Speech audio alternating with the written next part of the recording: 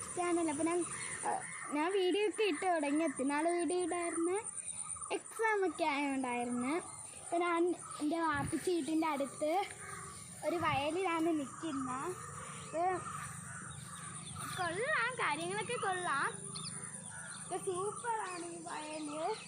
ഇത് അങ്ങൊക്കെ നോക്കി കുറേ ഉണ്ട്. ഞങ്ങൾ നമുക്കൊക്കെ ഇങ്ങനെ നടക്കാം.